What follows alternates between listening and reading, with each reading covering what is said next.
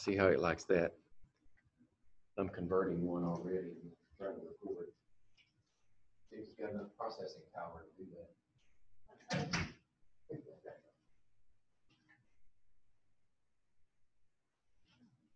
All right.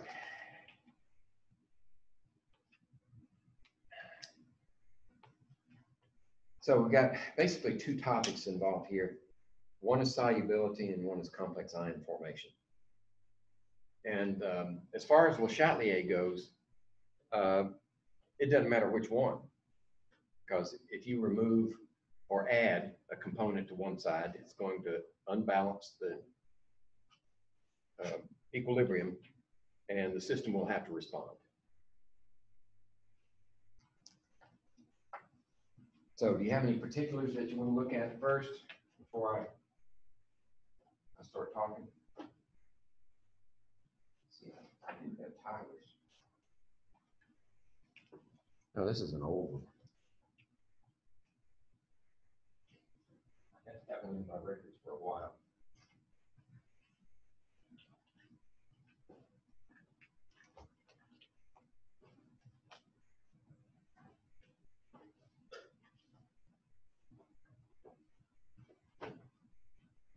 No? Okay, so we can look at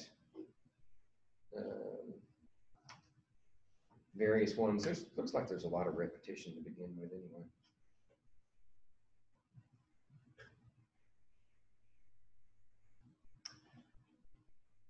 So, well, we'll just start with number one. Go from there. The molar solubility of lead to iodide is, let's go to a convention. Solubility equals, how about that? I don't have to write so much. Solubility equals 1.52 times 10 to the minus 3 molar. So what does that mean? That means that this goes into solution. And we're talking about aqueous solution here. Like that. And this means that this many moles of that goes into 1 liter. Right? So we're talking about the solid solubility. How much of that goes into solution? 1 liter. Okay. Now the question, calculate the value of KSP for this. KSP. Right. So in order to calculate that value, what do we need? We need the formula associated with it, right? So how do we write the solubility product for that?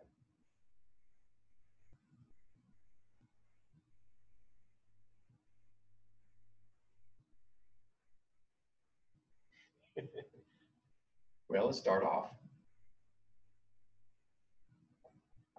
Lead 2 plus, concentration. Does it have a coefficient? Yeah, 1. How about iodide? It has a coefficient too. So we don't have to write that one in. Now, is that everything we need? For a solubility product, it does, because that's a solid. So it doesn't even enter into the calculation.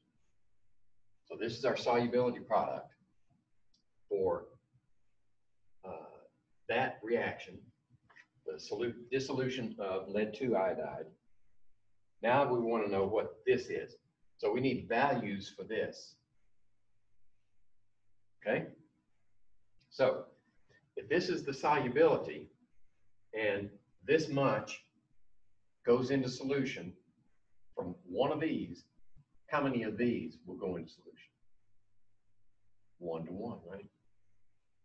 So that means this concentration is also that concentration.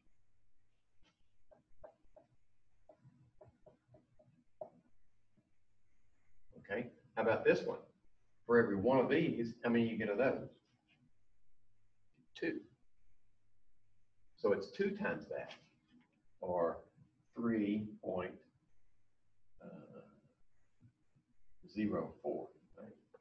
Times 10 to the minus 3. Just double it. Now we have values, equilibrium values. All we have to do now is plug in the numbers.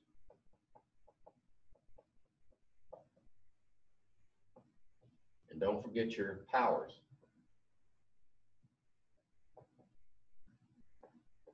Like that.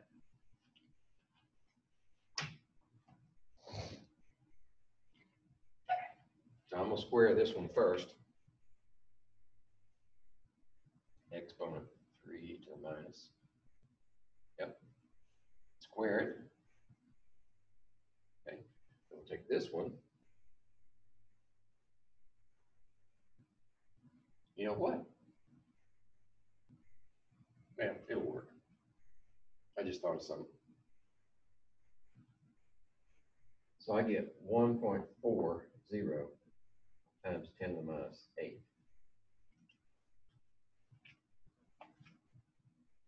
Yeah. Notice that if this is S, that makes this S, and that makes this 2S, right?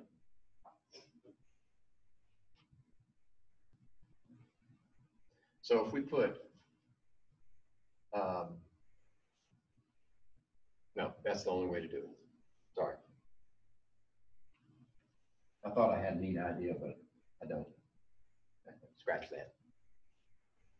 Do it that way. So that's the KSP for lead 2 iodide when we're given the solubility of that value. Okay? Those are pretty simple.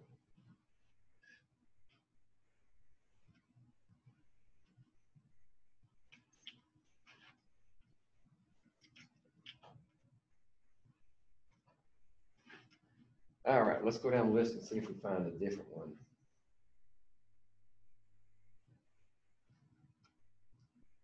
Number 2, the only thing different about number 2 is that you're not given the concentration, but you're given the amounts.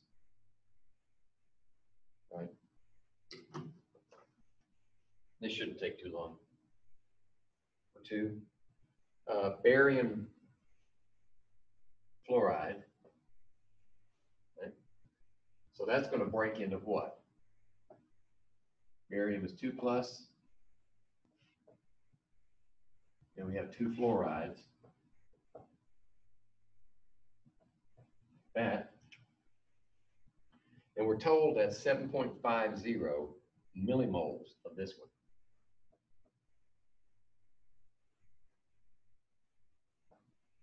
Goes into solution in 1 liter.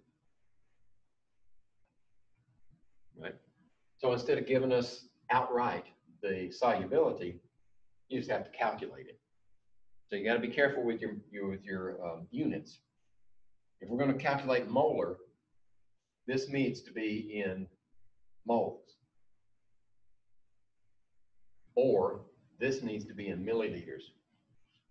Remember, if you divide millimoles by milliliters, you get molar. So we can do it either way. Let's say instead of liters, we put in milliliters. So 1 liter is equal to what? 1,000 milliliters. So then the concentration is 10 to the minus 3, or 1,000 into this. So if this is in the denominator, we bring it into the numerator, it's 10 to the minus 3, right? This is 10 to the plus 3, so 10 to the minus 3 in the numerator times this one. And that's molar. And then the rest of it is the same as the last one, because you have 1 of these for every 1 of those, and 2 of these for every 2 of those. So you just set up your KSP would just be the barium and then the fluoride squared. This would be equal to that directly, and this would be equal to two of them squared. Okay? So the methodology is exactly the same once you get the concentration. That's the key to this one. Know how to do the concentration.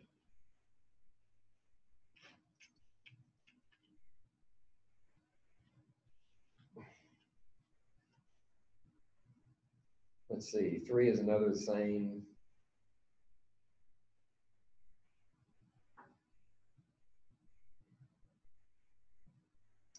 Solubility of an unknown salt. Okay. That's all right. Let's do number 4. Because when you start getting large coefficients, you really got to be methodical and keep track of them. So we have this compound, right? Neither one of those are on the periodic table, so they're just substitute for some elements. So how would this break up in solution? You'd have 3 of these, right? Well, let's see, what's the charge on it first? We don't know, right? It doesn't tell us. So let's just say that the charge is cross multiplied. So this would be 2 plus, this would be 3 minus. Is that reasonable? What if this were 1 minus? That would only give us 2 minuses here. That wouldn't work. Right? So that has to be it. Right? 3 times 2, 2 times 3. That makes sense. Okay, so this one is that one, and this one.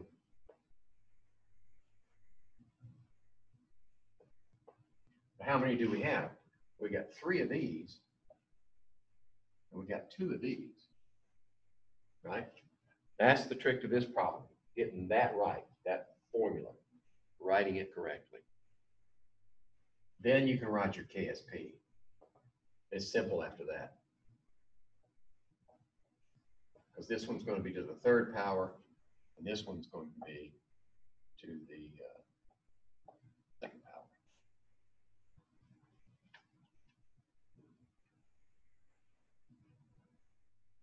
And then it gives you a concentration here of 3.1 times 10 to the minus 7 molar is the solubility of that unknown salt.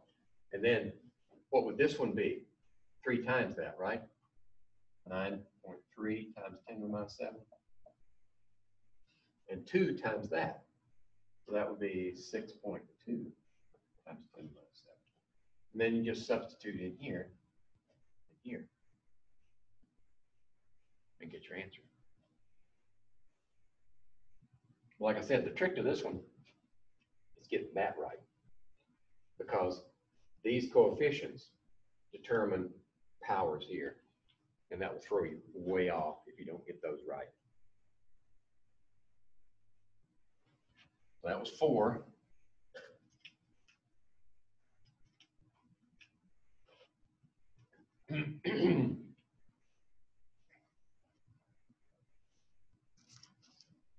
Five is the same.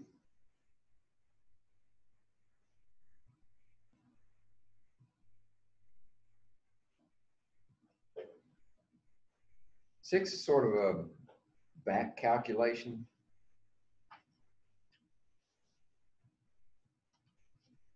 You're given the concentration of the iodide ion.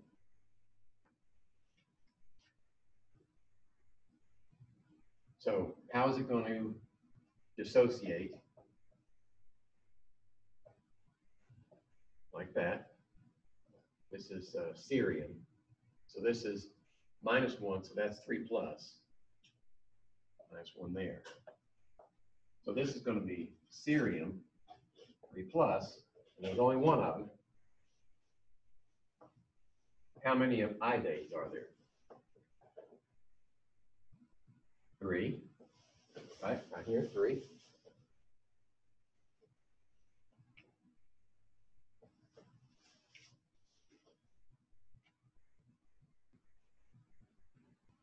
So we're going to calculate the KSP, but the only piece of information we're given is this concentration right here.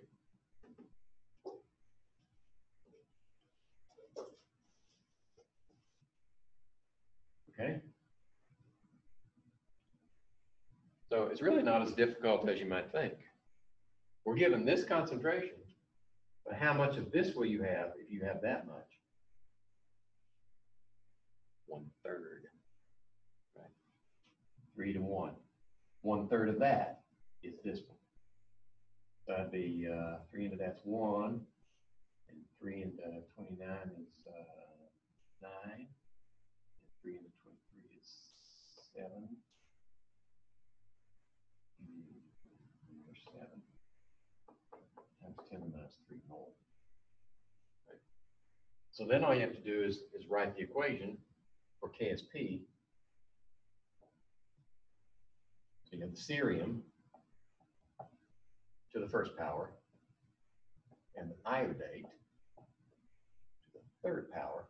Substitute that one, substitute this one, and you got your answer. So the key here is recognizing the relationship there, the molar relationship of these concentrations. This is the equilibrium concentration for that item, so this one has to be 1/3 of it, because they both came from the same place.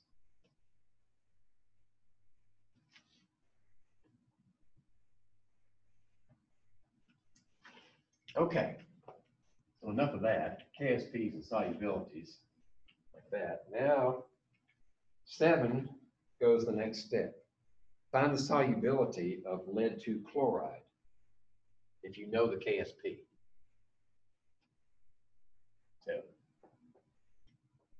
So lead 2 chloride. How do I know it's lead 2? Because chlorine's -1, you got 2 of them. So lead has to be +2.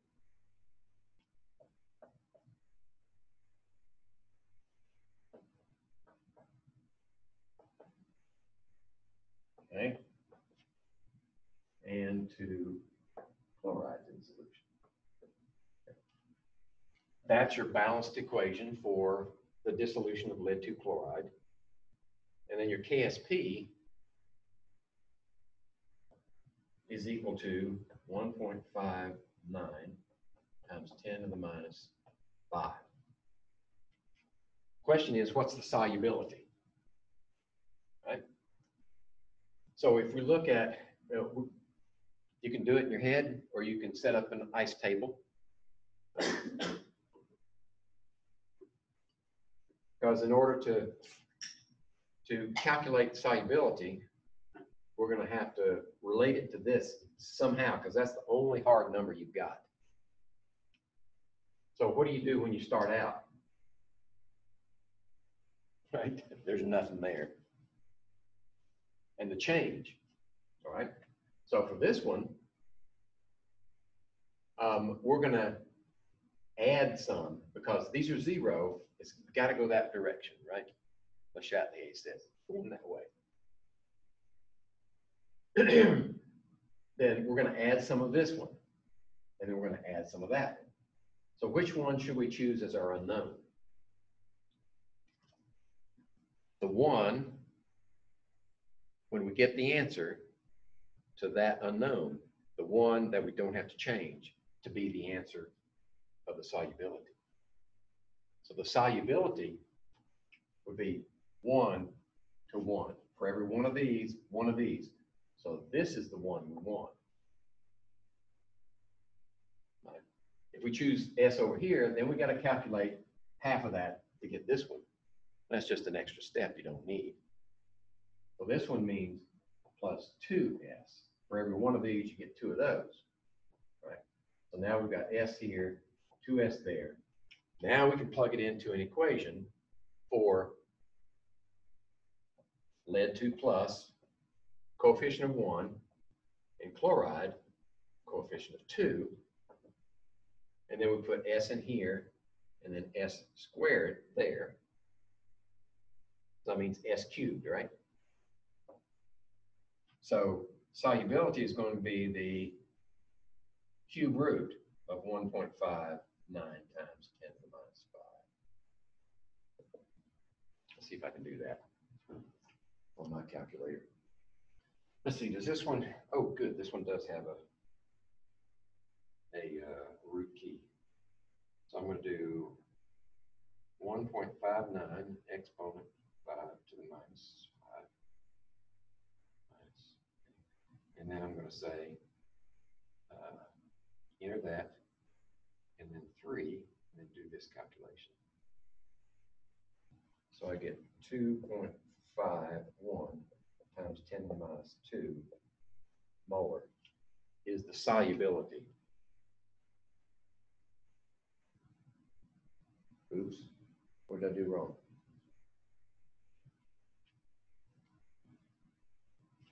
Oh, here's what I did wrong. Right there.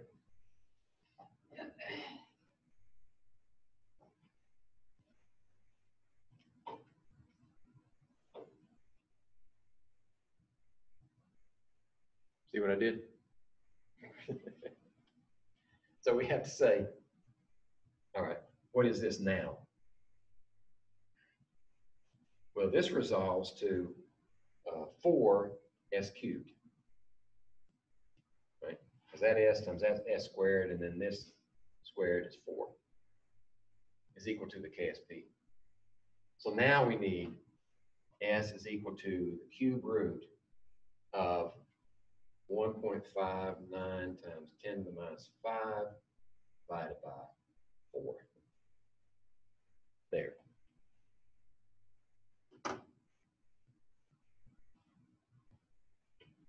Okay?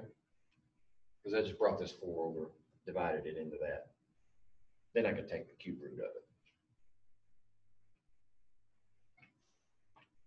Get a fresh cloth.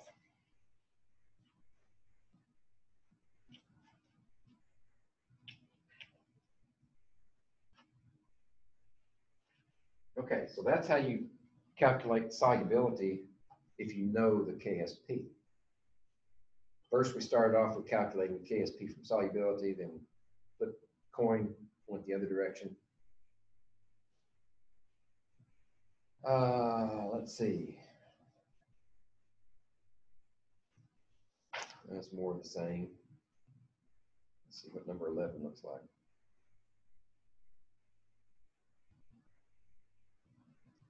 Eleven's the same. Oh, how about this one? 12.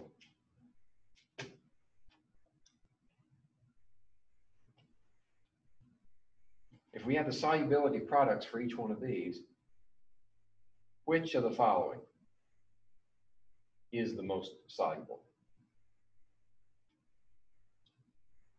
So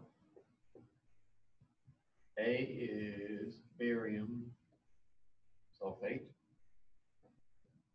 B is cobalt sulfide. C is lead sulfate.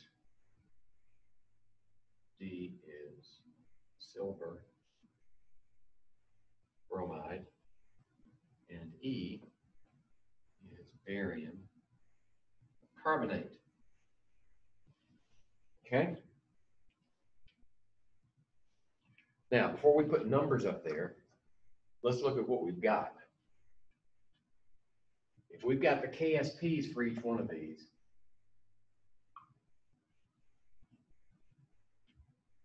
are they similar in the way they dissociate, the way they dissolve? What do you produce from this one?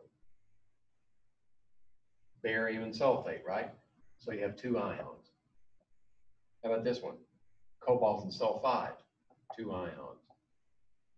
Lead and sulfate, 2 ions. Silver and bromine, 2 ions. Barium and carbonate, 2 ions. So what do we know about these? Each one of these, their solubility products are going to be essentially the same.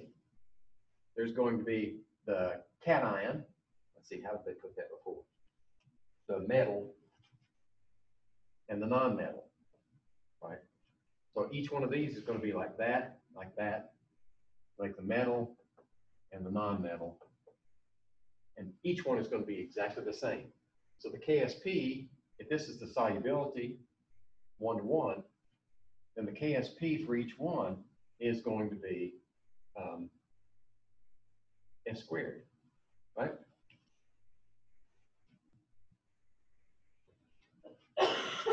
So then if the KSPs are going to give you the same solubility no matter which one you have, we can compare the KSPs directly. Right? And the largest KSP is going to give us the largest S. So if we look at those values, which one has the largest KSP? This one.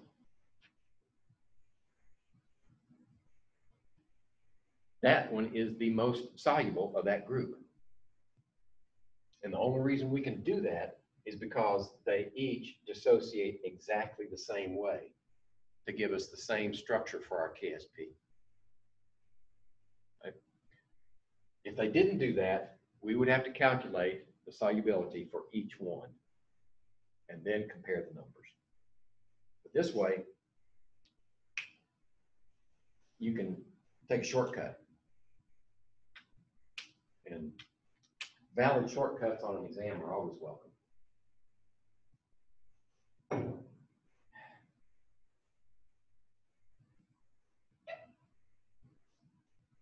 Okay, questions? While I maintain my blood sugar.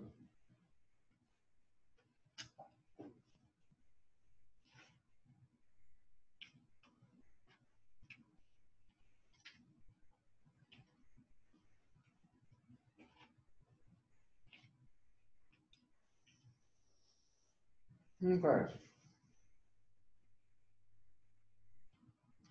Number 13 is the kind of problem I was talking about.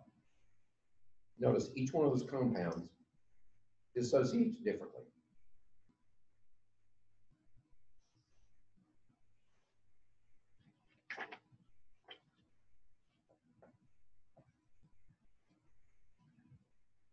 All right, so we got bismuth sulfide. We've got silver,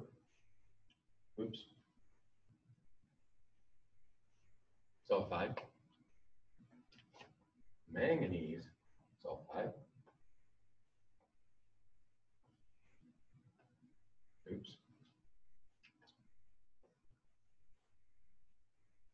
mercury sulfide, and magnesium hydroxide. Okay, so for these, we're going to have to actually calculate their solubilities. Right, so if this one will produce 2 bismuths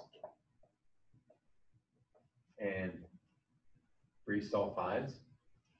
This one produces 2 silvers and 1 sulfide. This one produces 1 manganese, 1 sulfide. This one produces 1 mercury and 2 sulfide. And this one produces 1 magnesium. Whoops, I wrote that wrong. That can't be. Yeah, I wrote it wrong.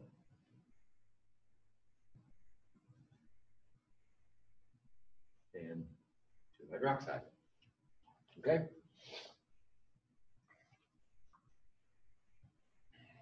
So let's see if we can do this in Henry Ford fashion. How would we calculate the KSP for each one of these? We would need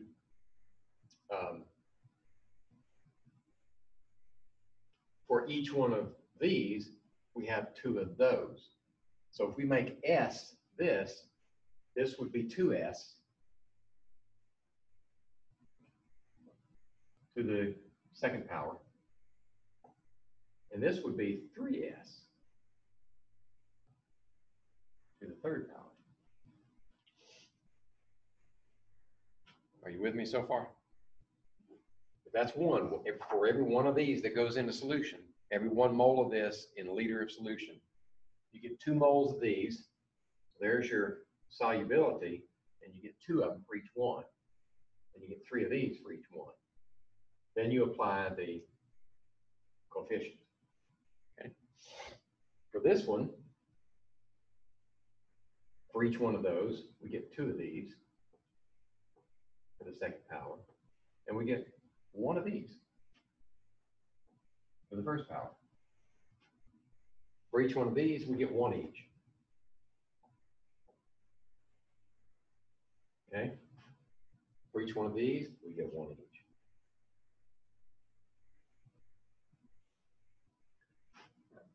And for these, for each one of those, I get 1 of these and 2 of those. Okay. So then you just set those equal. This is the real thinking part, setting these things up correctly. Then deciding what's your S. Well, your S is the amount of this. You say S. That makes this one 2S, and that one makes 3S. If you do it that way, then all you have to do is solve for S for each one.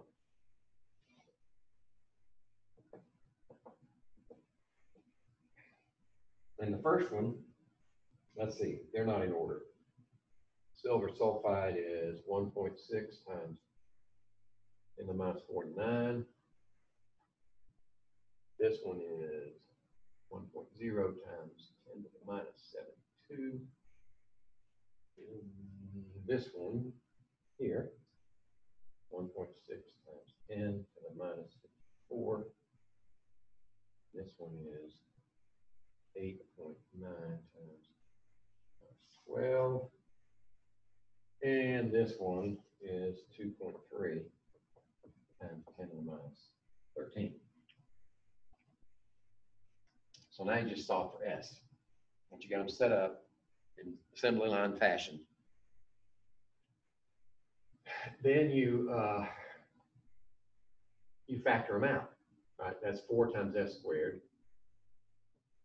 And that's 3 times 3 times 3 is what?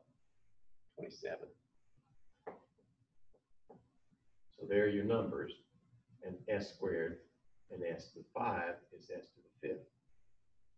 So you take 4 times 27, divide it into that, and take the 5th root of it. Okay? Do the same thing for each one. You know, use the power, then solve for S. Power, power, power. Solve for S in each one. Okay? In the interest of time, I'm not going to work all those out. But that's how you set it up. And when you have a comparison that you have to make in which the solubility expressions are each different, or if 2 are different from any other and the rest are the same, you still have to do it this way. Well, maybe if this was different from that and the rest of them were just like this one, now you still have to do them all. Sorry. No way around it.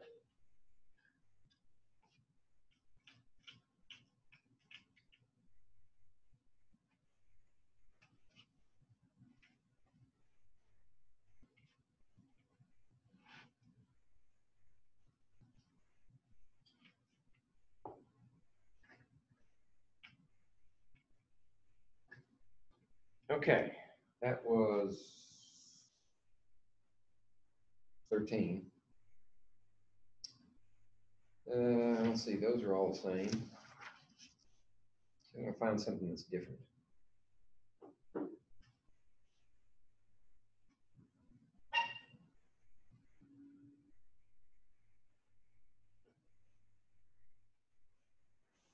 Ooh. 16 looks like a brain twister.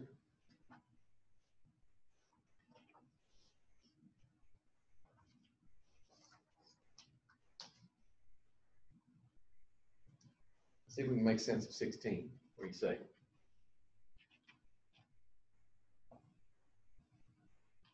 All right, what are we given? Two salts, silver X and silver Y. So there's silver X and silver Y, different salts. They have very similar solubilities. So they're, let's just say for argument's sake, this is A and this is B. So the solubility of A is equal to the solubility of B. Since they're very similar, might as well call them equal. It's known that the salt here is much more soluble in acid. So this is aqueous, yes. But this one is much, much greater than this one in acid. So that means you've got protons.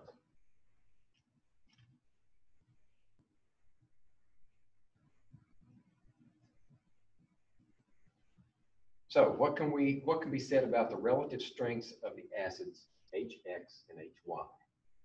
So how does HX relate to HY? Right, so what's going to happen? Well, we've got the solubility is going to put this like that, and this like that, right?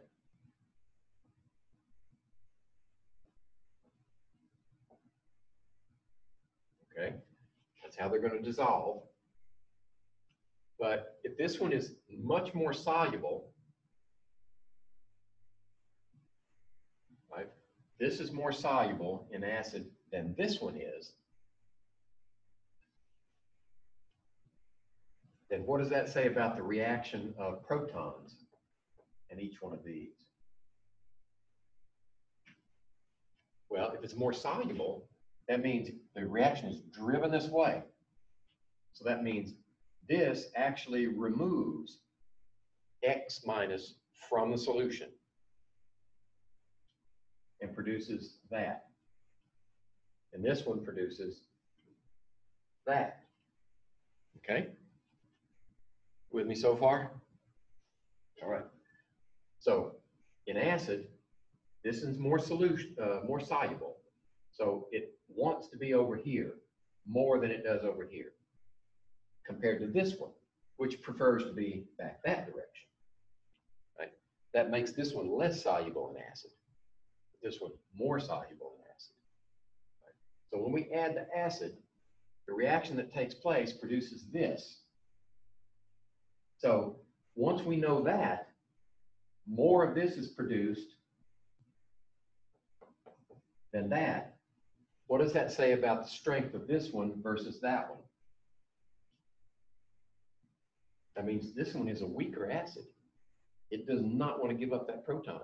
It snatched the proton as soon as it could get it. So that makes this one stronger. That HY is a stronger acid than the HX, based on this evidence. Okay? And it only becomes clear when you draw it out like that and reason it out step by step. This is aqueous, this is acid, this is what that means when you react it with acid. And you have to apply Le Chatelier's principle and the knowledge that you have of acids and bases, how they behave. Weak acid is going to snatch this up and drive the reaction that way. So that means this one is the stronger acid. And that's why B is the answer. HY is stronger than HX. Okay?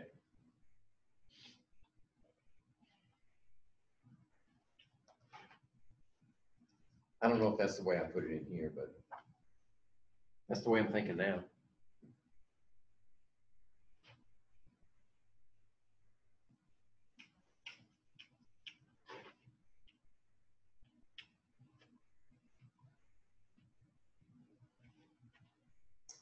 Okay, that was 16.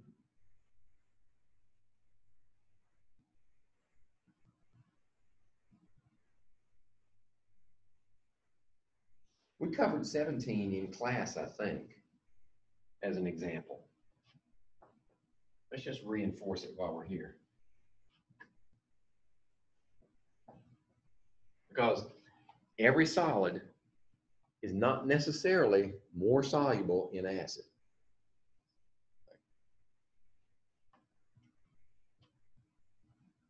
So the solubility of this solid in aqueous solution produces that one plus this one. All right? So if we add an acid, no matter what it is, we're going to put protons in there. Somehow, we're going to get protons in there. What does that say about the solubility of this product? Well, what are the protons going to react with? Silver? No. Cations don't react with one another. Cations and anions react. So protons and chlorides conceivably could react and produce this.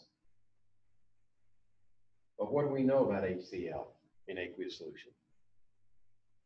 It's strong. It's a strong acid. It doesn't want to be over here. It wants to be over here. So it is not going to react with chlorine in such a way as to remove it from this equation and drive the solubility that way. So in acid, they're both about the same solubility. Acid has no effect on its solubility. That's why the answer is C.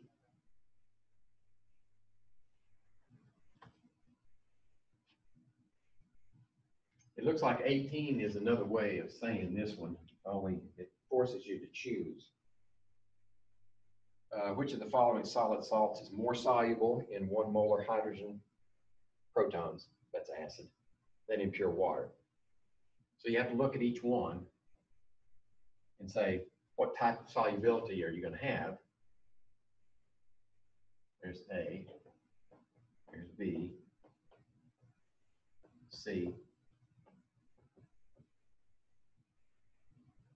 D, and E.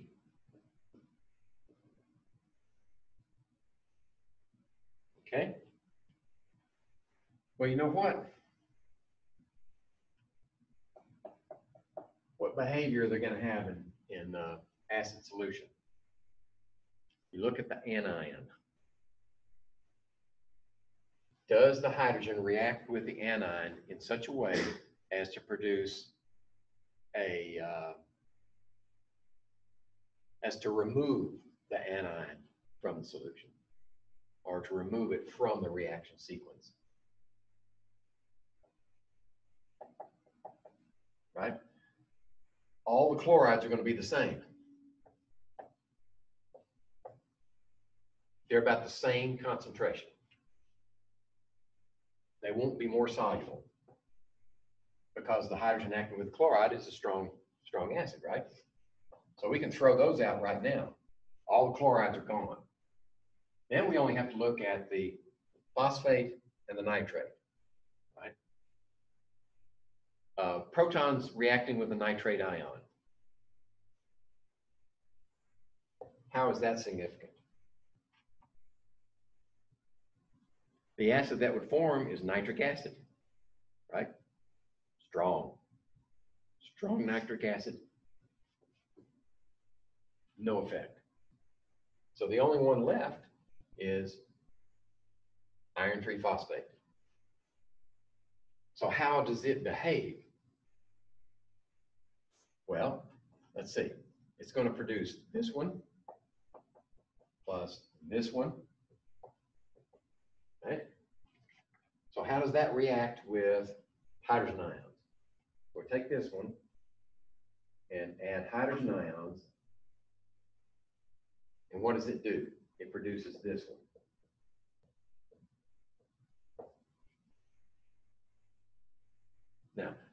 where does it want to be? That way or this way? Remember the dissociation constants, the Kas for phosphoric acid? Right.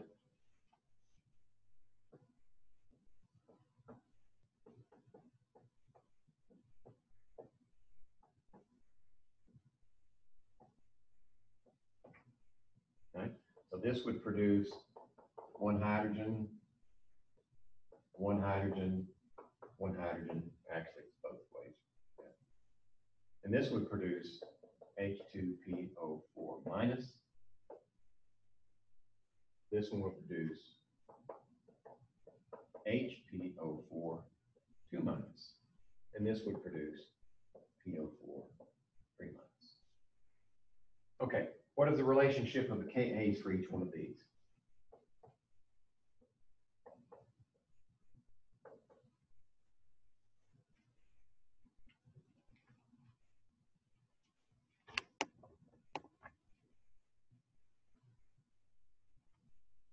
This one has a certain value, right? Is this one bigger or smaller? Smaller. Each time you take a proton away, the K gets smaller. This one is the smallest of all. So this is a extremely weak acid, HPO4 2 minus. So when we put these two together, which way does it want to go? The weak acid, right? So this one will effectively remove phosphate ion from solution and drive the solubility that direction. See, we don't have to form a precipitate over here. We just have to obey Le Chatelier's principle and remove one of the components, right? And when we do that, we drive the solubility to the right.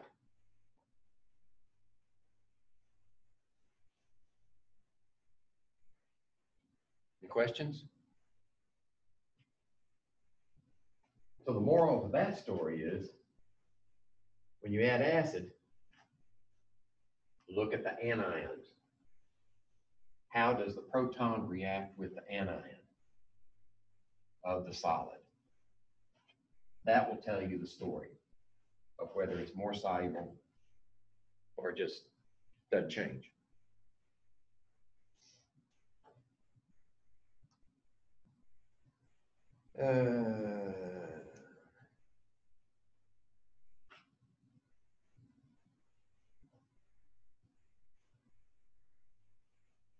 '19 is a similar story. When you add protons to zinc sulfide,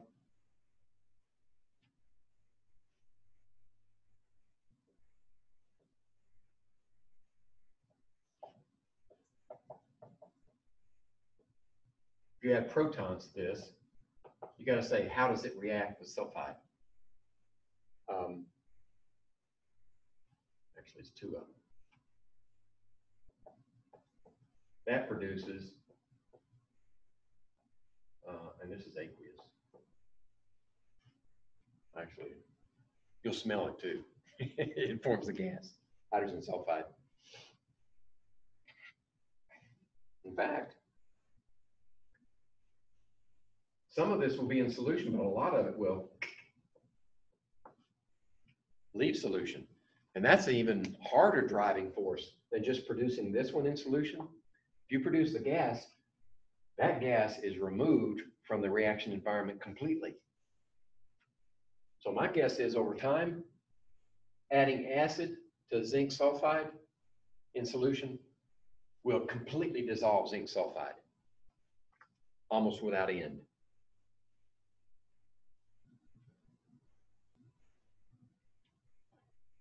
Okay?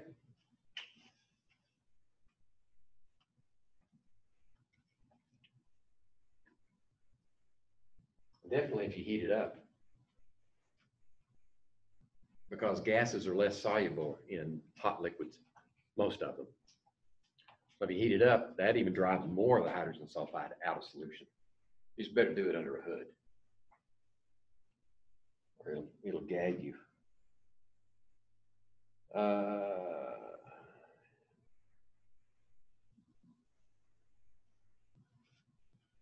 about 20? Come in.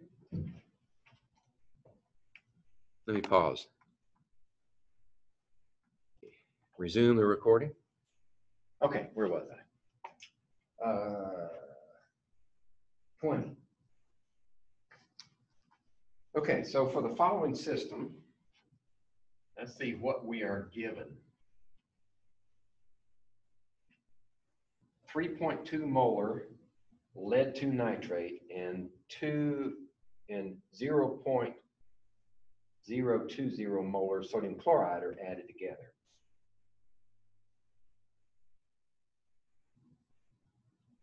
Determine the ion product.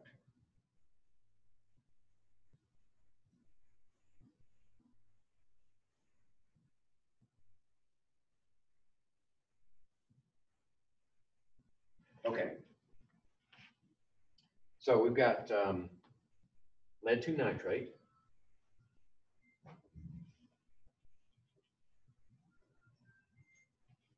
And this is in aqueous solution, right? Nitrates are soluble. And sodium chloride, definitely soluble. Oops.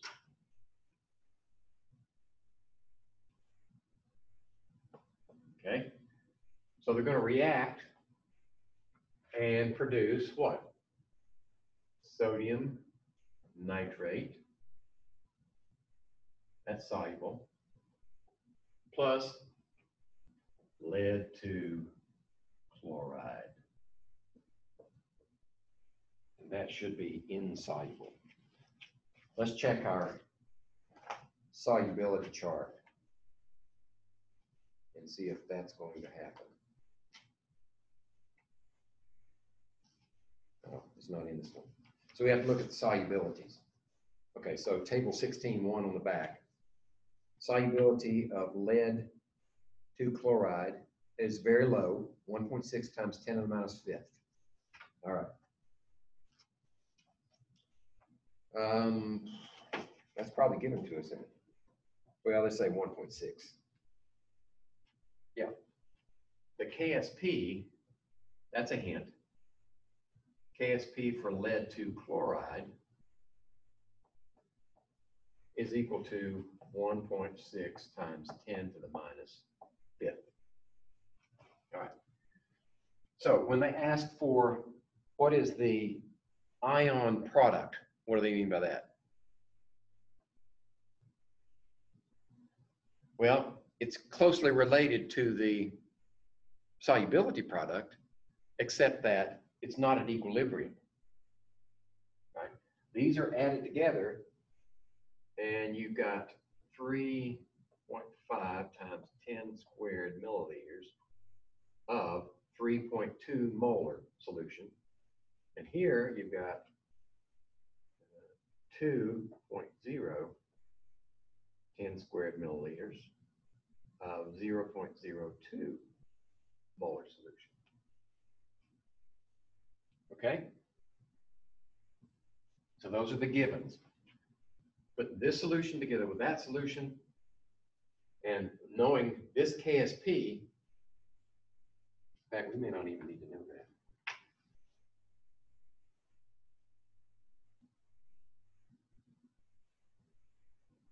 No, that's blue smoke. You don't need to know the KSP. You just need to know what the ion product is. So what's the ion product? Well, we're going to take this one, right? And we're going to say, what is its solubility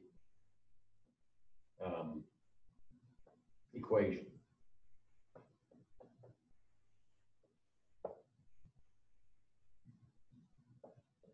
Now, what's the ion product? It's the same as the KSP, only we're not at equilibrium. Right? So we need this one and this one squared. So we need to find out what these concentrations are here. Can we do that? Do we have enough information?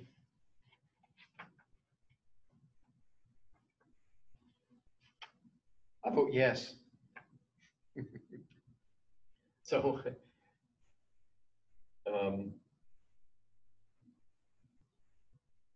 if this is actually 350 milliliters, how many liters is that? 0.35 liters, right? If this is 200 milliliters, then that's equal to 0.20 liters. So now how many, what's the concentration of lead? Well, it's one lead for every one of these. So the concentration of lead will be 3.2 molar times 0.35 liters. That's the moles of lead divided by what's the volume? What's the total volume here?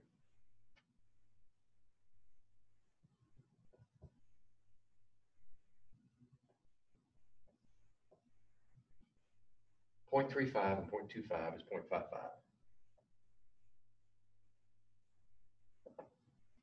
Okay?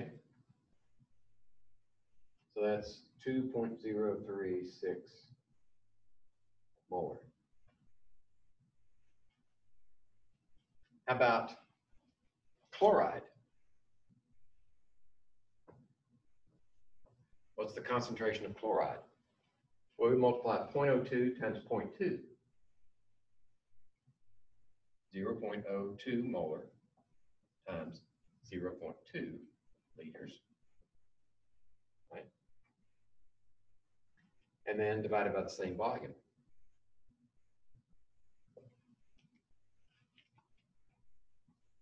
So I get 7.273 times 10 to the minus third chloride ions. We just plug those numbers in here. This one goes in here. This one goes in here. And the Q turns out to be 1.1 times 10 to the minus 4. Okay? That's the ion product. Now, what can we say about this reaction? It's not part of the question.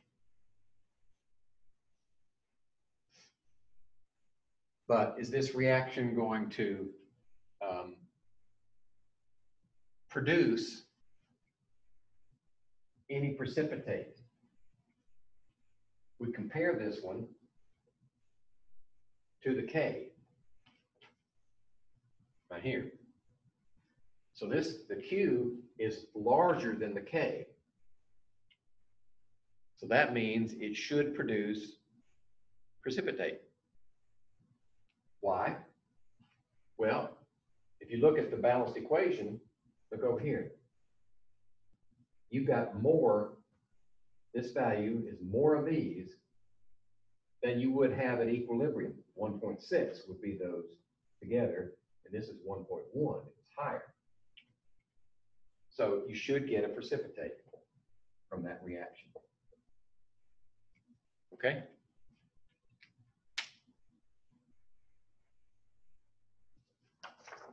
See how we're doing on time. 2:20. Good to 3:50. I think we need it.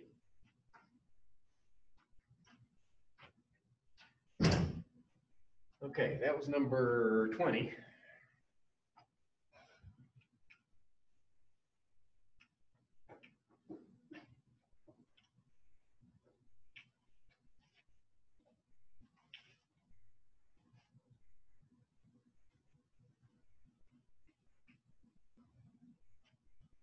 So that would be a way you would decide whether or not that reaction would give you a precipitate. By comparing the K with the Q. That wasn't part of the question, but it's information that we can gather from it. 21 is a similar type.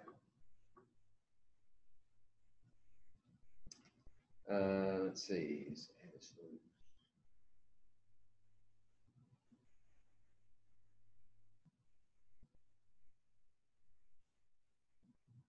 Okay. How about 22? This one is fairly straightforward because we're comparing the titration of a solution of these three metals: copper, silver, and gold. Okay. So when we titrate them with chloride, we get, of course, the chloride of each one. And they're equal charges. So that's good for our summation argument. Okay. And the KSP would be, of course, the KSP would be this reaction flipped, which is solubility product. So the KSP for copper is 10 to the minus 7th. 1 times 10 to the minus 7. And 1.9, excuse me. Okay. 1.6 for silver times 10 to the minus 10. And for gold, 2 times 10 to the minus 13. So as we add chloride to this solution, which one drops out first?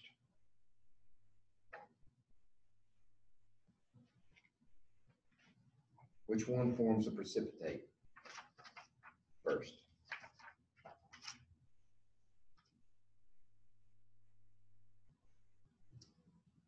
Let's see. 130. Yeah, okay, here we go.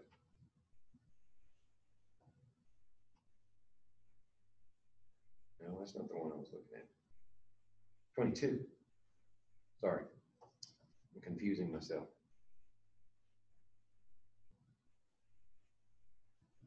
And each one of these at the start are concentrations of 0.01 molar. Okay. That's important too. If you know you have equal amounts of each one, then you can say something about their solubility based on their KSPs because their chemistry is the same.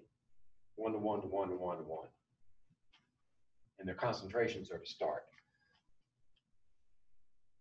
So the Q values for each one of these is going to be the same with every drop of titrant, your chloride.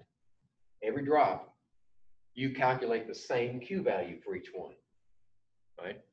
So when is the Q value going to precipitate each one? Well, when the Q value exceeds this value, gold drops out. But it's not high enough to get silver. So the Q value has to increase to the point where it exceeds this one, then silver drops out. And then it has to exceed this one in order to get copper to drop out. So by using that titration method, you could separate these simply based on titration. Right? You could get this one and you go right up to the point where this one is getting ready to come out, stop, filter your solution, and go to this one, and go to the point where this one's about to drop out, filter that one, and then the rest of it is copper. So you could conceivably separate those three on a micro scale. You wouldn't want to try to do this on an industrial scale. It'd be too much trouble and too much expense. But on a theoretical chemical basis, you could do first, second, third. Simply because their chemistries are similar, 1 to 1 to 1, and their starting concentrations are the same.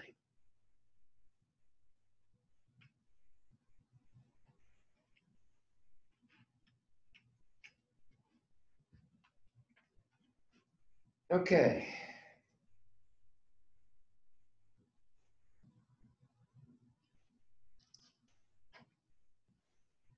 23 requires that you calculate the ion product, or the Q value, under those conditions and compare it to the KSP for calcium fluoride. If you do that, you find that the Q is less than the KSP for calcium fluoride, and you won't get a precipitate.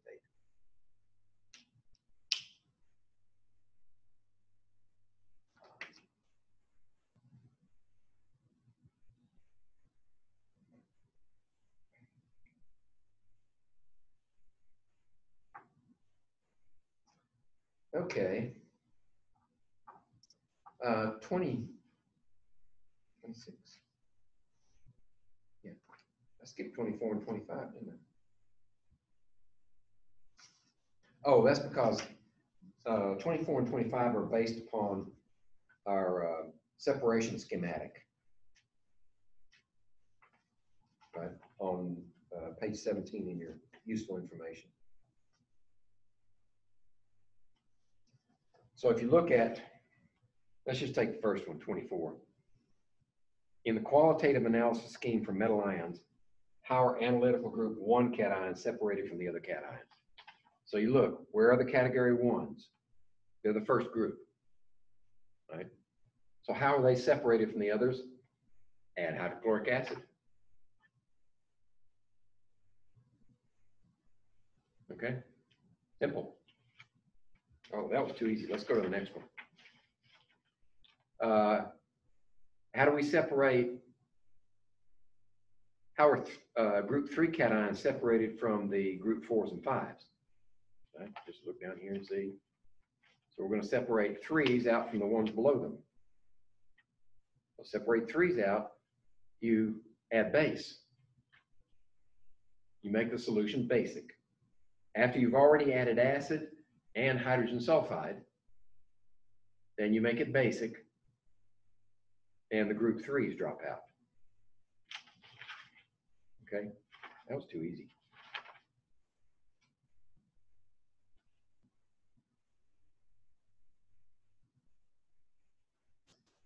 Let's see, what else we got?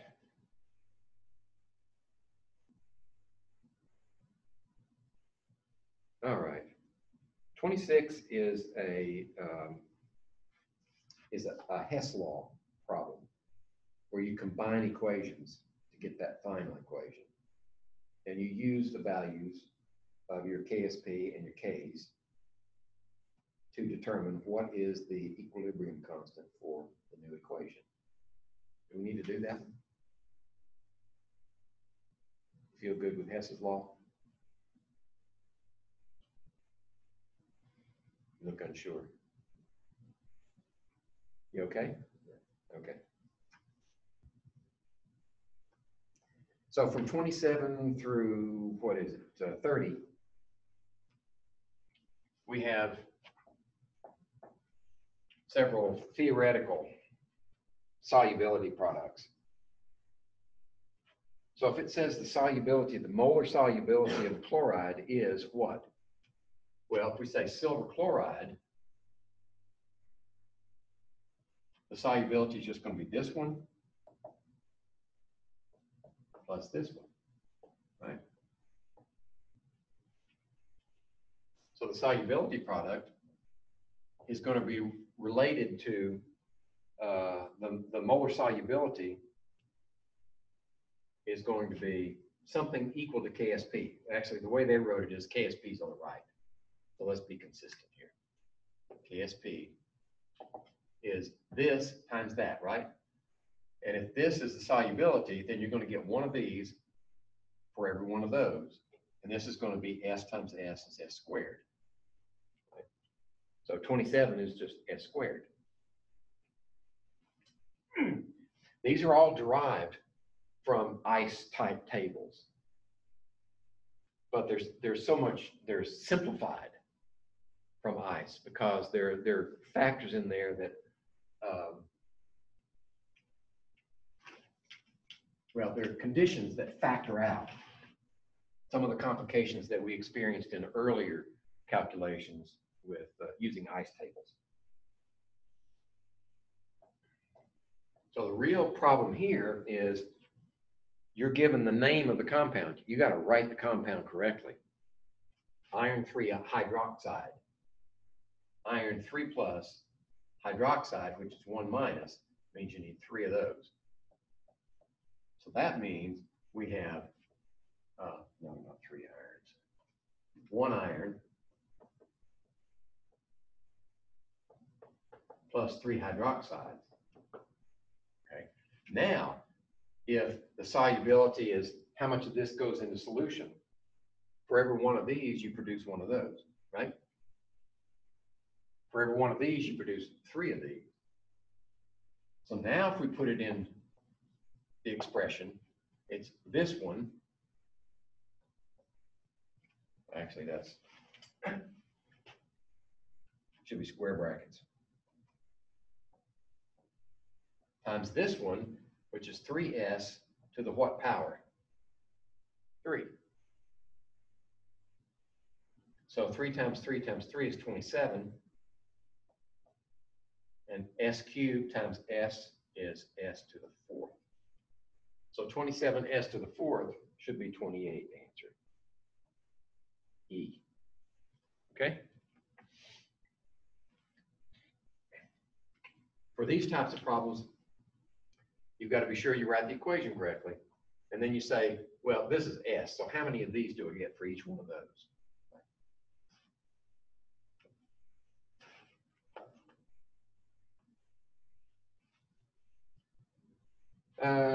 Let's see.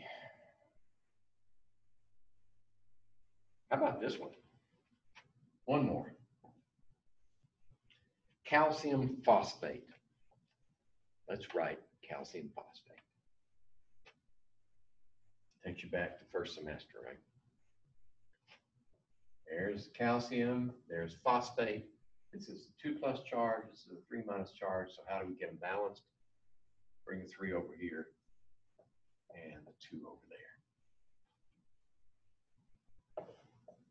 So now when they go into solution, you get 3 calciums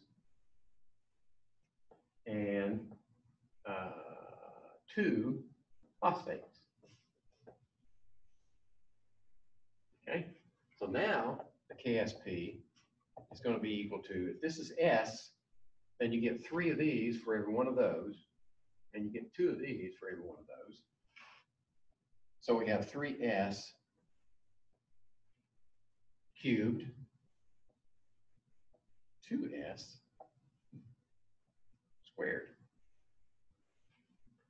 So 3 cubed is 27, S cubed, and then 2 squared is 4, S squared, which is equal to, what's 4 times 27? So that's 54 times 2 is 108. S to the 5th power. That's 30. C, 108S to the 5th. Yeah. So that's how you would calculate the KSP based on the solubility of that one.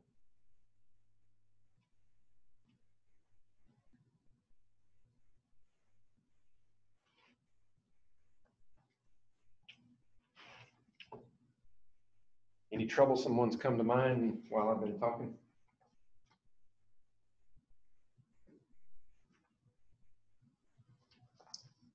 Let's see here.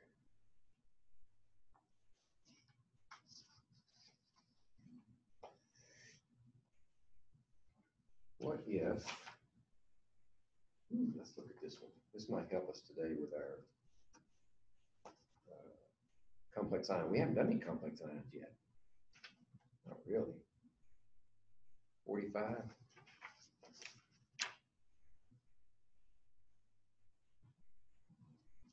The overall formation constant for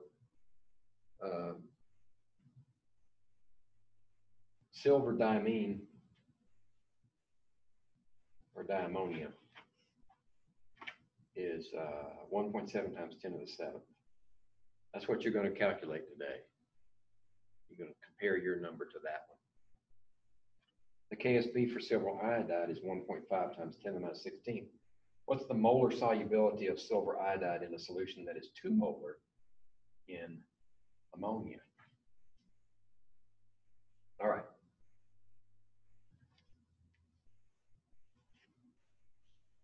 So what's the, for 45, we're given information for both the formation constant for silver ammonia complex and the KSP for silver iodide. Those are givens, I think. Yes. So now what we want is the S, the solubility of silver iodide in that solution. Is it going to be the same as water, or higher, or lower? Let's do a qualitative assessment here.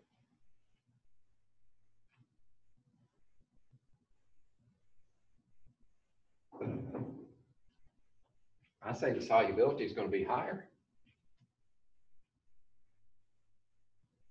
So if we've got these two equations combined, we're going to start off with silver that happens to be an aqueous solution plus ammonia.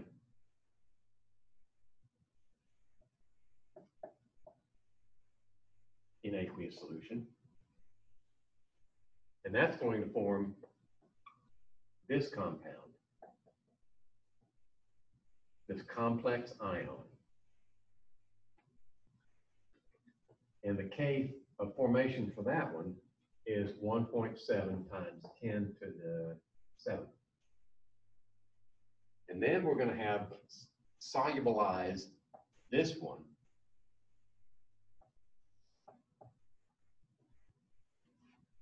and it'll produce silver ions plus iodide ions. And the solubility product for this thing is 1.5 times 10 to the minus 16. All right, so those are given. What are we looking for? We're looking for how much of that becomes in solution, goes into solution. It doesn't have to end up here. We just want to see this disappear at a certain rate, certain amount in a given volume, right? So, and these are what I call coupled reactions. They go together. Why? Because of this silver ion here and this silver ion here. So let's see. What if we put them together?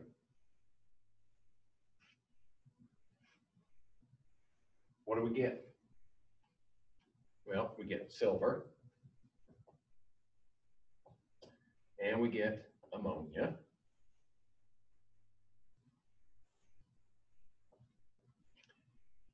and we get silver iodide on that side, and on this side we get the diammonia complex. That should be aqueous. This is soluble. And then we get silver. And then we get iodide. Okay.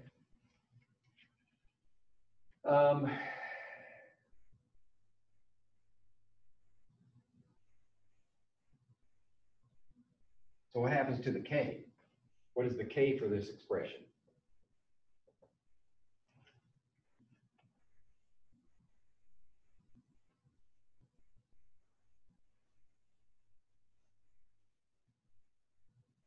What do we do with Ks when we combine reactions?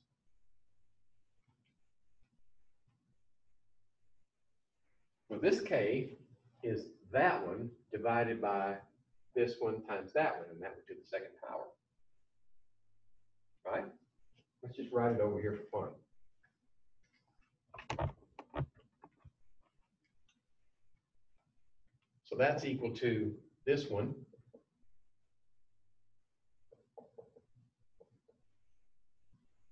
right? Divided by this one, and this one. And that's squared. Okay, what's this one? Well, this one's simply silver and iodide. Okay, so when we combine these two, we get this one here times this one times that one divided by this one squared times that one, right? So what does that mean? That means that we have actually multiplied the K's, right? So this K is going to be KF times KSP. All right. So what is, well, let's go ahead and do that one. So KF is 1.7 times 10 to the 7.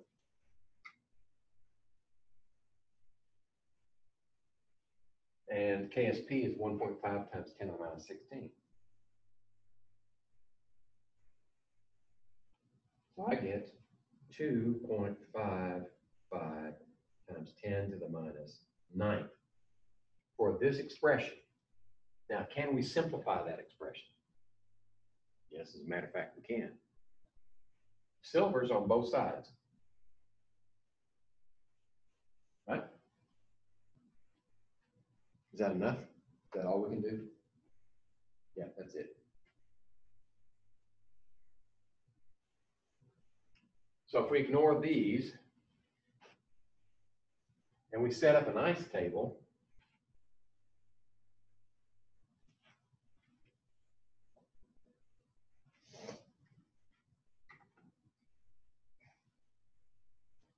which ones are going to vary? This one, not that one, because it's a solid. And this one, and that one. All right, so I better get this out of the way, huh? 2.55 times 10 to the minus 9, wasn't it? I think. Okay. So when we start out, how much ammonia do we have? What's the concentration of our ammonia from the problem?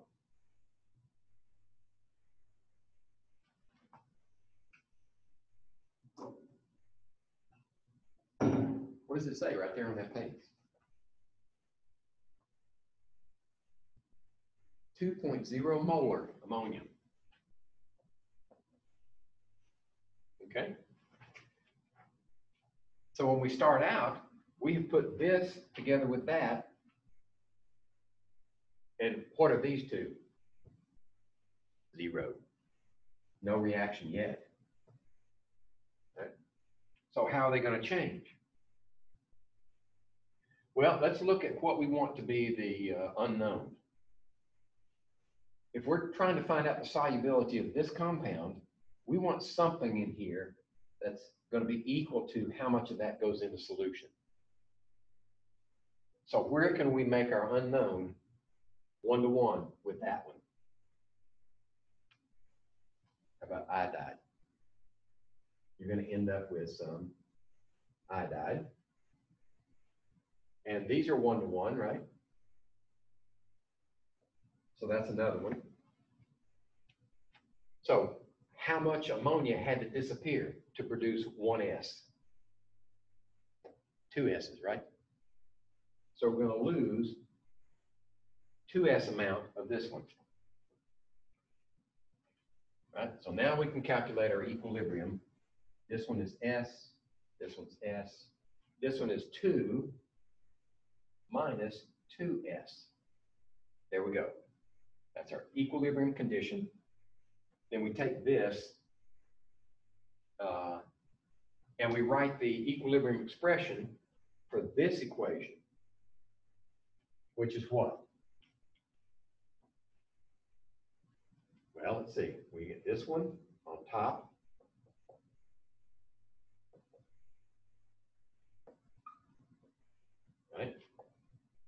times this one on top, and then what's on the bottom? Ammonia.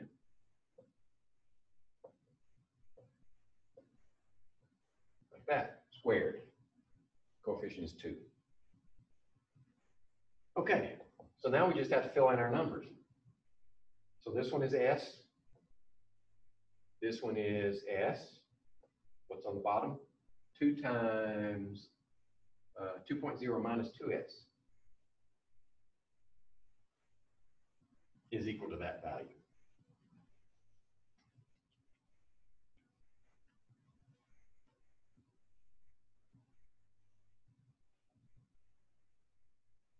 So can we say that 2S is going to be much, much smaller than 2.0?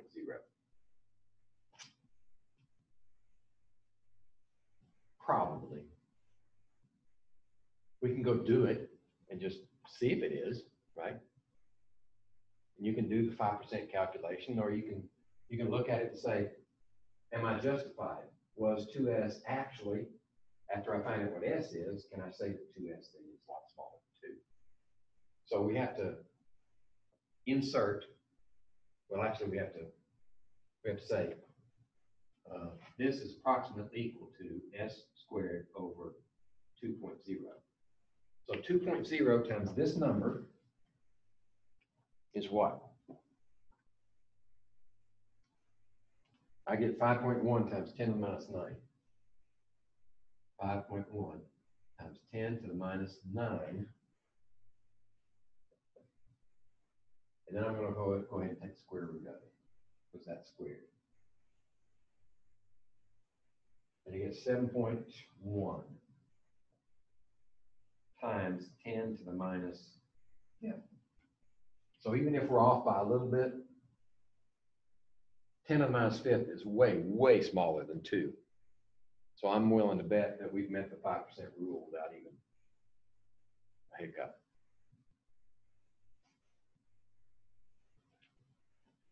That would be the solubility of silver iodide in ammonia solution of concentration 2.0 molar. I think we're going to use silver chloride. Actually, we're going to make silver chloride during the titration. And instead of 2 molar, we're going to use 1 molar ammonia. Okay?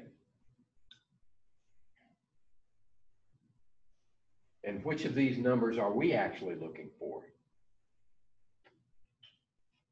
That right there. What's the KF? Here. Okay?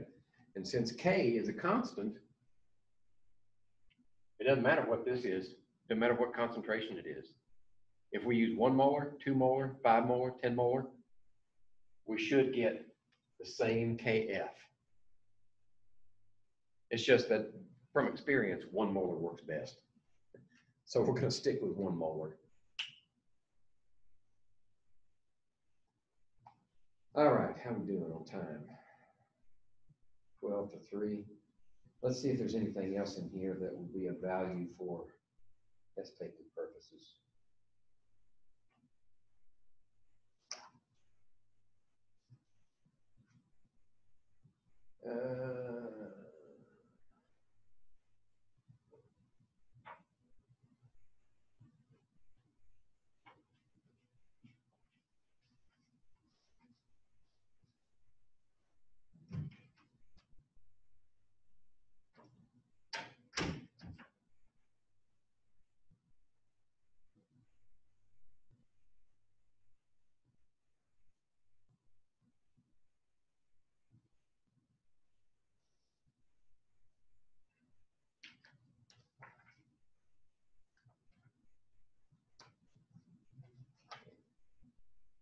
Just about exhausted.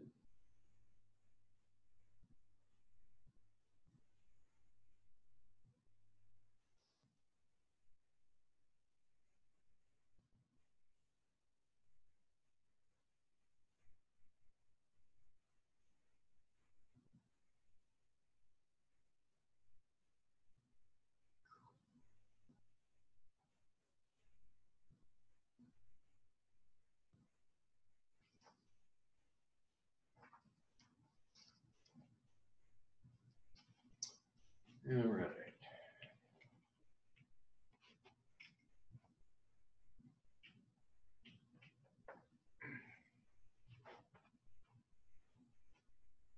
Oops.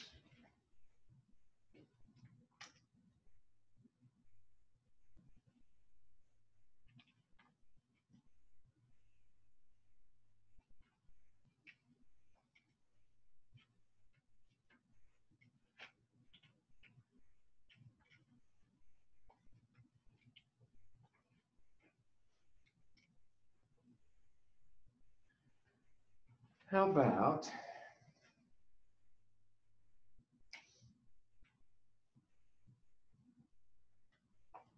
this one? I don't remember which number this is. Let's see if I can find it. Cation N2 plus.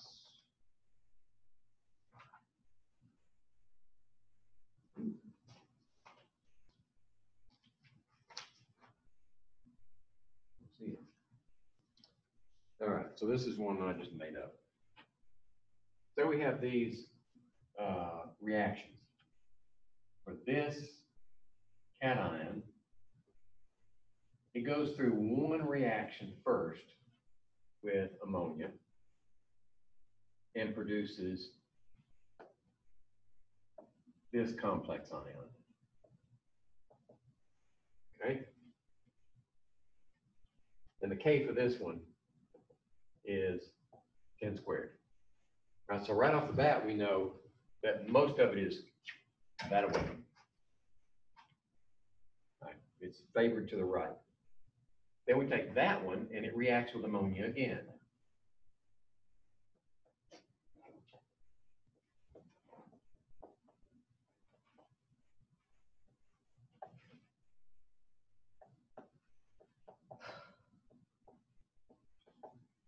Okay? And that drives it way to the right. Right? So every time we form one of these, it virtually goes all the way over to this one. And then we got one more that can be made.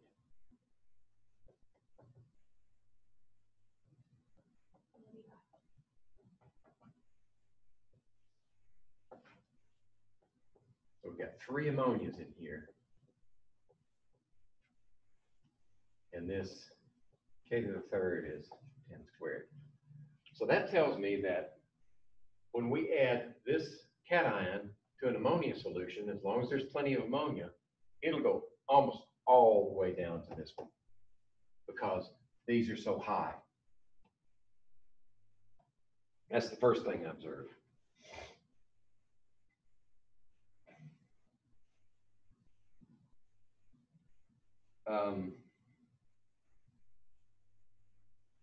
All right, we can go with let's see.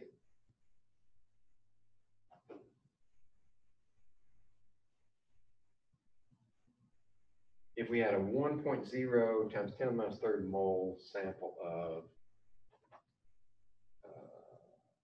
MNH NO3. Oops.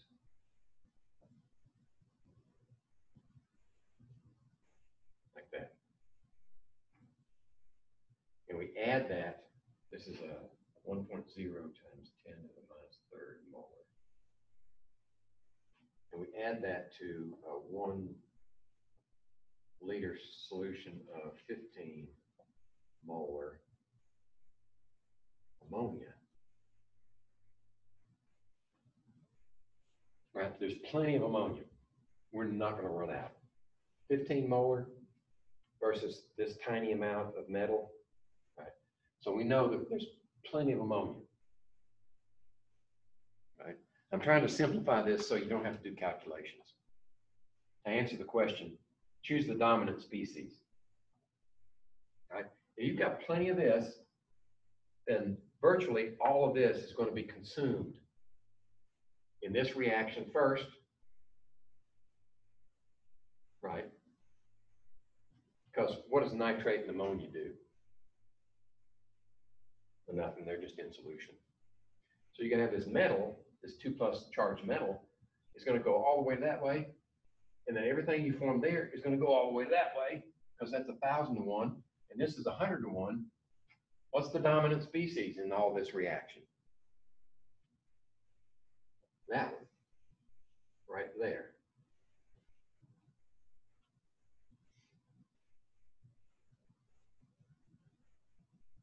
Right? What if, let's just say, for argument's sake, what if this, instead of 10 to the third, was 10 to the minus third? Now, what would the dominant species be? The equilibrium is not over here, it's over here. So now the dominant species would be that one, right? Or, if that were still plus and this was minus, what would the dominant species be? Over here, that one. Okay? That's the logic that gives you the answer to that question. Paying attention to the K for each of these steps in the formation of a complex ion.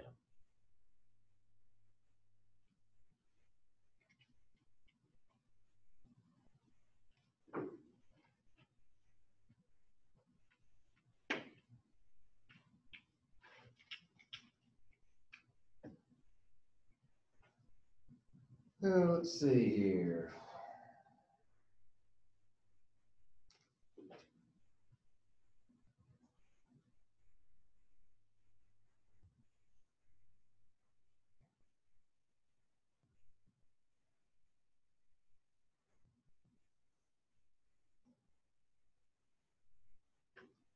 Here's a good one.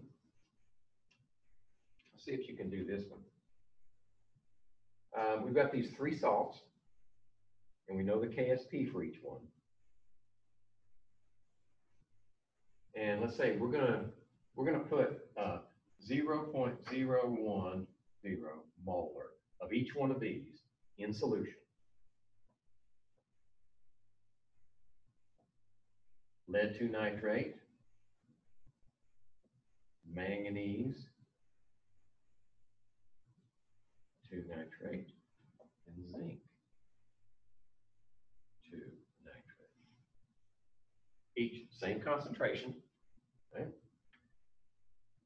So what we want to know is, with each one of these, at this pH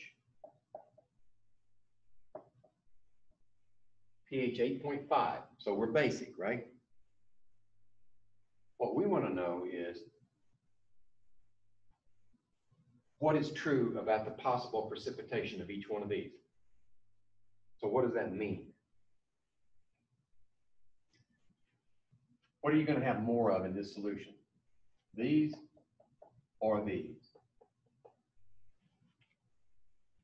Which one? Hydroxyls, right? That's a basic solution, right? So we need to calculate what's the hydroxyl concentration and compare it with this one. So we're actually looking at this.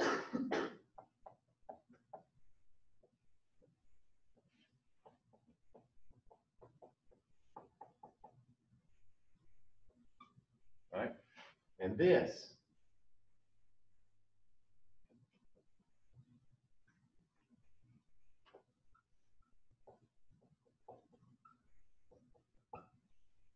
That one's crapping out on me. Let's try this one. And this.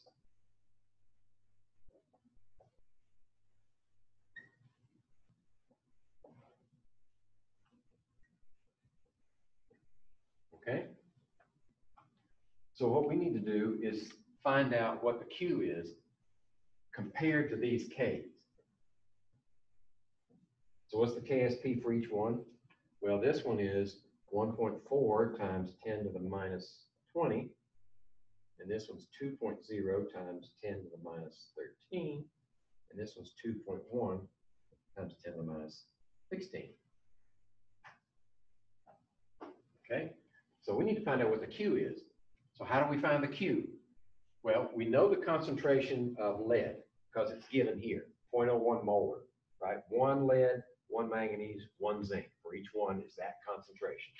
So each one of these is going to be 0.01 molar. We know that. What we need to do is find out what's that one. So how do you find out what the hydroxyl concentration is if you know the pH? Simple, right?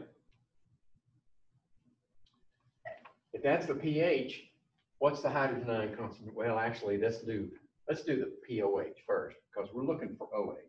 POH is 14 minus 8.5, right? So that's 5.5 is the POH. So the OH concentration is what? It's 10 to the minus 5.5. Right? The anti-log of negative 5.5.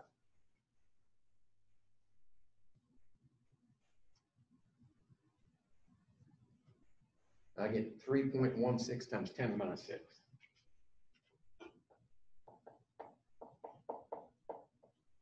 Okay, so that's the molarity of the hydroxyls. This is the molarity of this one, of each of these.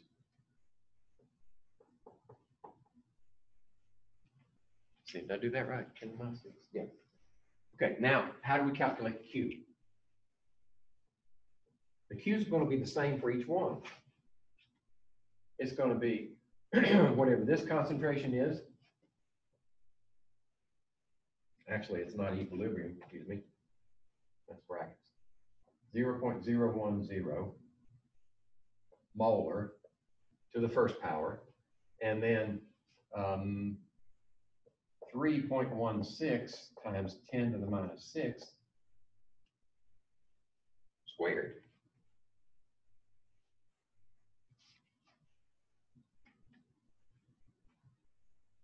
Okay, so what is that value? Let's see what it is. I already got this one in my calculator, so I'm just going to square it. And then times 0.01. So I get 1 times 10 to the minus 13. That's equal to Q. So compare Q to each one of these.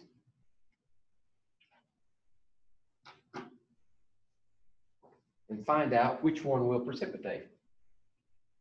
Q is bigger than this one. Is it going to precipitate? Yep, lead hydroxide will precipitate. How about this one? 10 to the minus 13 is bigger than 10 to the minus 16. So that one precipitates, that one precipitates. How about this one? Nope, it's less than that one. So that one will not precipitate. Only lead, only zinc will precipitate.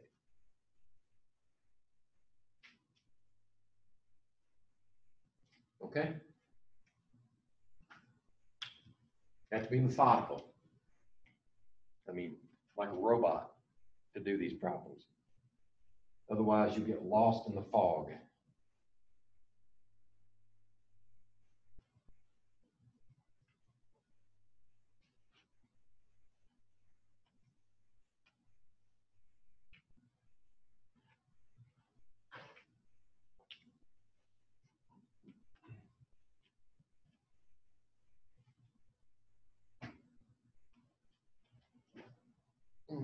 Let's see what else we got.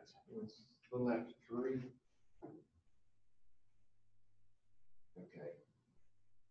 We could go to 4 if we need to. Let's see what else is on the agenda.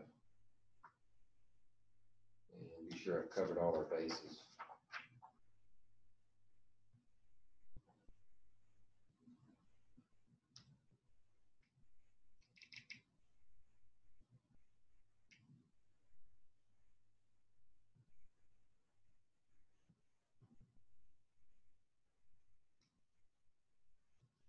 Okay. How about this one? We have a solution that contains 0.18 moles each of these. So 0.018 moles of each one of these. Iodide, bromide, and chloride. Okay? And when the solution is mixed with 200 milliliters, we have 200 milliliters of 0.24 molar silver nitrate. So all of that nitrate is in solution, right? How much silver chloride precipitates? Well, we need to know the KSPs for each one of these also. So what's the KSP for the silver iodide?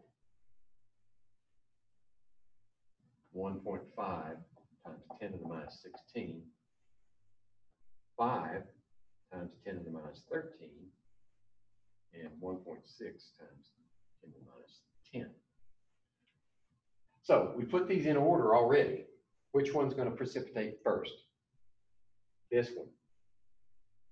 Because they're all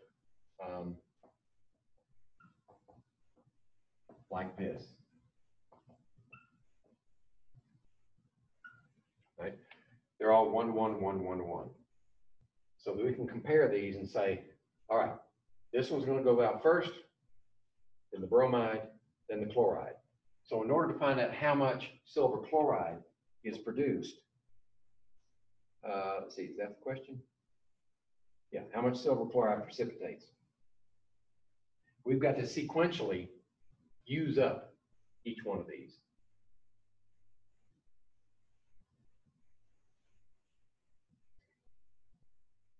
All right. So, how much silver nitrate did we start out with? 0.24 molar, 200 milliliters. So what's the silver concentration to begin with? 0. I didn't color. So I get from my cheap markers. The one I was using only lasted, it didn't even last the whole day. So here we go. 0.24 molar times 0.2 liters. All right, now we have to assume that that is the total volume. In other words, this amount here was in such a small volume, it won't make a difference on this calculation. Well, actually, it definitely won't, because right now we're finding out how much silver we have. So the amount of silver we have here is 4.8 times 10 to the minus 2 moles. That's how much silver we're starting with. Okay? So the first one going is this one. Right? So how much is going to be consumed here? Well, if this is the amount of iodide, it's just going to take out that much, right? 0.18. So 0.18 is 1.8 times 10 to the minus 2 moles iodide, right? So what do we have left over? We have 3.0. Okay. So now we have, and the key to this one is to knowing what the order is. And you just stack them up, minus 16, minus 13, minus 10. So this one's going first, then the bromide, which is another 1.8 times 10 to the minus 2. Bromine. So that's, what, 1.2 times 10 to the minus 2. Silver left over. So that silver is going to be precipitated with this one, 0.18. But not all of it, right? So how much of it is going to be precipitated? Just this amount. And the reason all of it's going is because this is still very high. This amount of chloride is excessive. So all of this is going to be produced.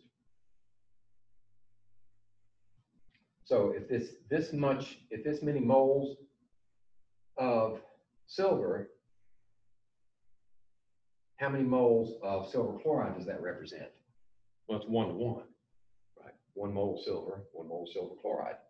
So this is also silver chloride, and you just need to convert that to, this is moles, this is grams. So the molar mass of silver chloride is 143.32. And that'll give you 1.7 grams. Okay?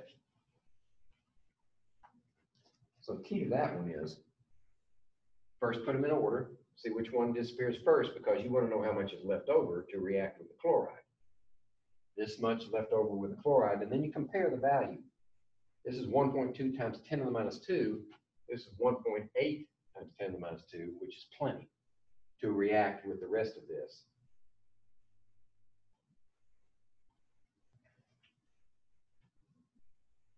And to 2 significant figures, that's an accurate number.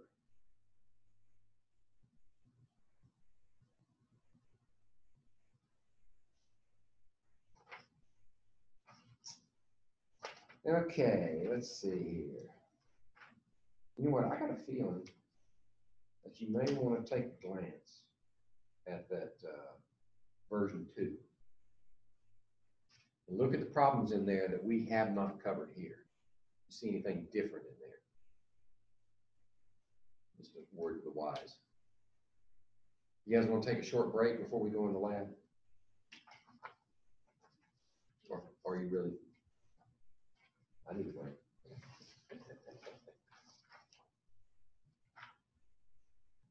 Okay, so that's enough for today. You still there?